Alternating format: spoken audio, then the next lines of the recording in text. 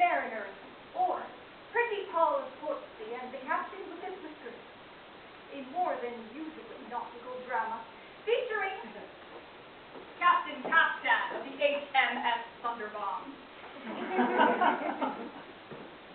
Technically discovered.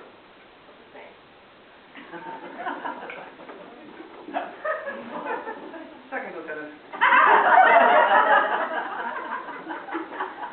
William Taylor, a tailor of Portsea.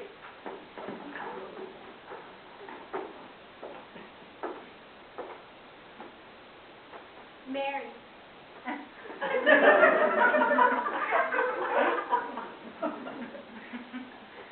Act 1, scene Portsmouth Harbor. Enter William Taylor with his arm round the waist of Mary. Left. Yes, Mary. Tomorrow is to be the happy day. Will you, under the circumstances, excuse me for remarking? Oh, rapture! Yes, dear William. Till I met you, my heart was free. So is my manners. But you, dear William, have shown me that life is but a summer's day. And also there is a flower that blooms. These truths have sunk deeply into my heart. I now know how false are the vows and ringlets of a hollow world.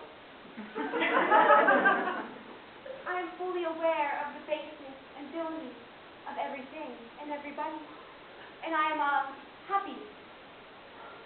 Bless you, my blue-eyed, artless one! But hark! I hear the measured tread of intoxicated sailors! We know the talk! The press gang! Ha! Mein Text detects me. Hello.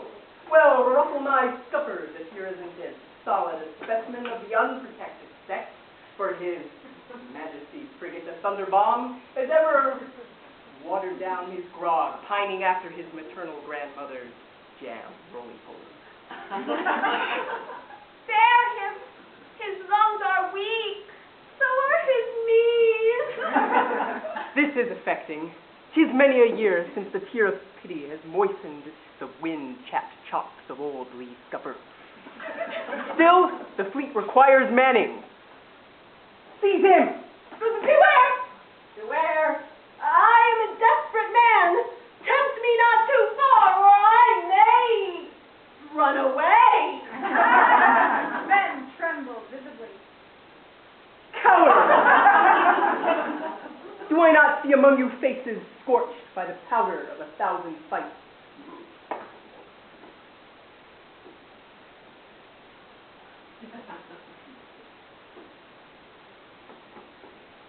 1,000 fights.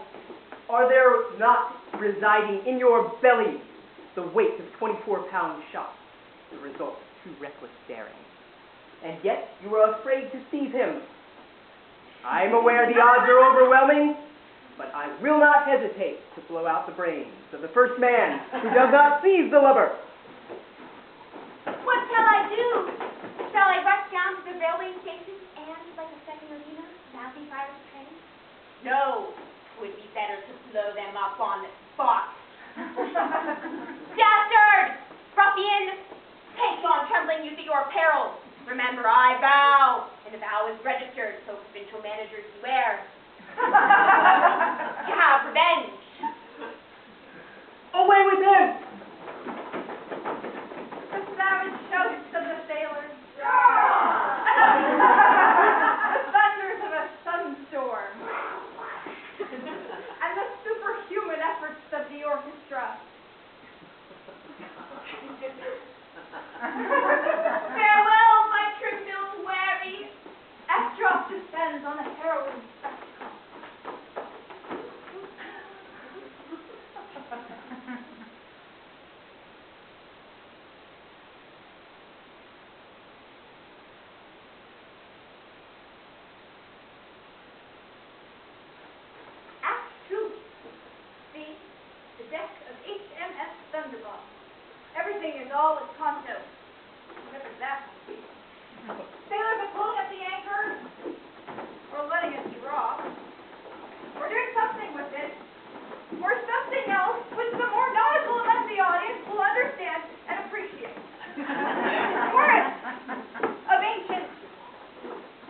modern mariner.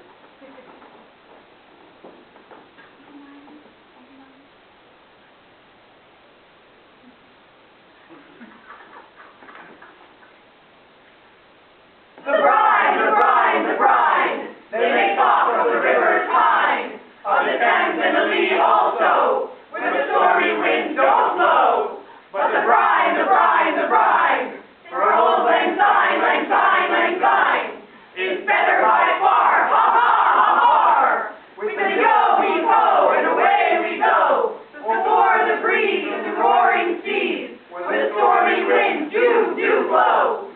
With the yo heave ho, heave ho, heave ho, over the billows and over the brine, as jolly as gentlefolk over their wine, the jolly, jolly brine. All the sailors at the conclusion of the chorus burst into fits of laughter and pushed and knocked each other about in the hilarity of the moment. This is conventional and most important.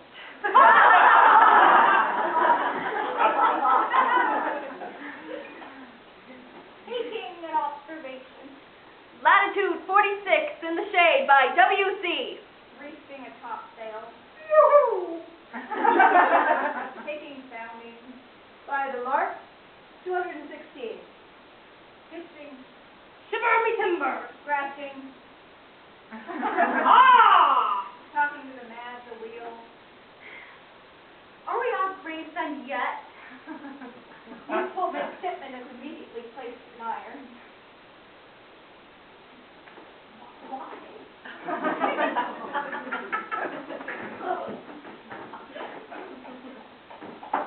And throughout the companion ladder of the captain with the whiskers, Lieutenant Lee Scupper, and the mysterious mariner.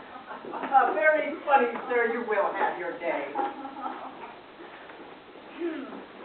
Well, shiver my main top gallant spirit somewhere.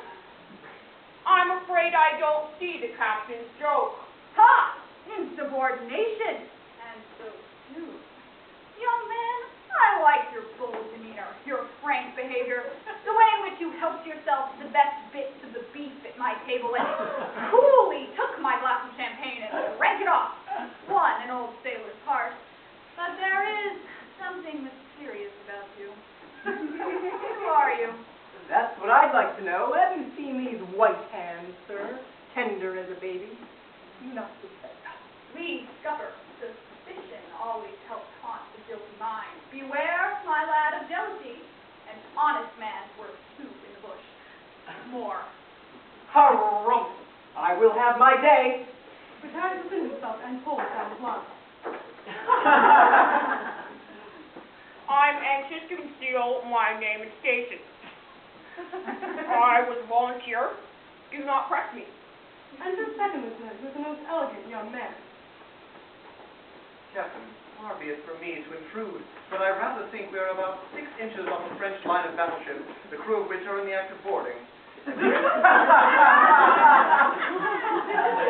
your inferior officer, I felt it was my painful duty to inform you of this, but if I have acted wrongly, you will confer an obligation on me by taking my life. Enemy? French? Boarding? Leans against something or other and suddenly relapses in suspected childhood. Who here? Suddenly taking command of the vessel, Brief everything. Let go your tassel, Holgar. Slice all main braces. Point everything that'll go up at the enemy. Now then, take the word from me. Fire! dreadful thing has happened. The two vessels come up against each other with a bang general encounter. Mysterious mariners always in the thick, and these some are always in the fin of the fray. Captain, on hearing the first shot, descends with his cabin, being undesirous of sacrificing his valuable life. The enemy strikes, and everything is settled in favor of the English vessel, when a concluding shot from a French frigate knocks off the sailor's cap of the mysterious mariner, and his, that is her, back hair comes down to the grief and astonishment of the crew. Having boldly ascended the deck upon hearing the conclusion of the fight, What's this I see? A woman? She will be mine, oh! Yes, for she is the mysterious mariner. as you've discovered the fact, concealment is unwise. unworthy of British female. I have come out in search of my own true lover, W. Taylor, able-bodied seaman. Maybe, if I may be allowed to call you so, your tailor is false.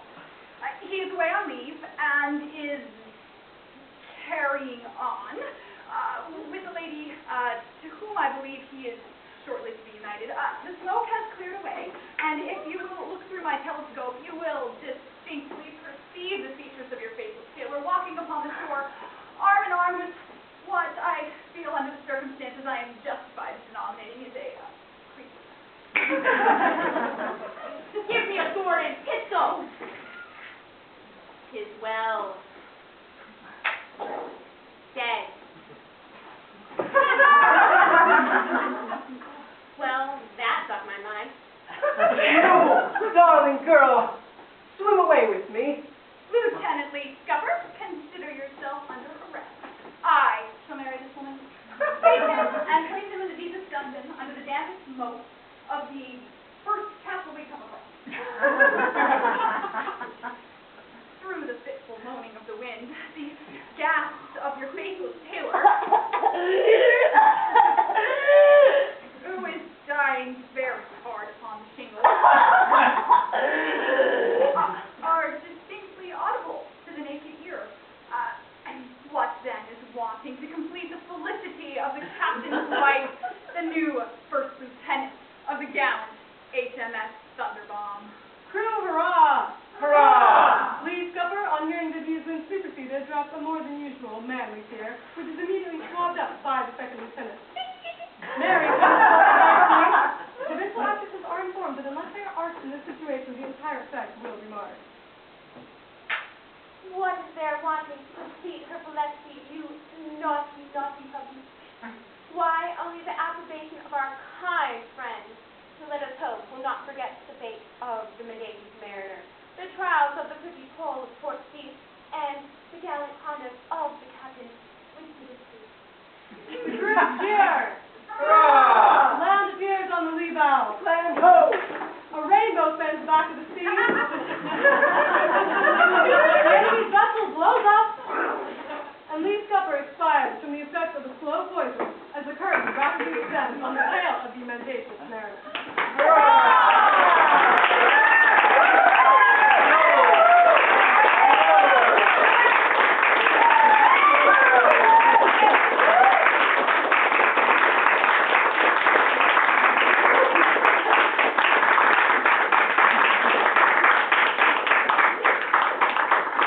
Thank you.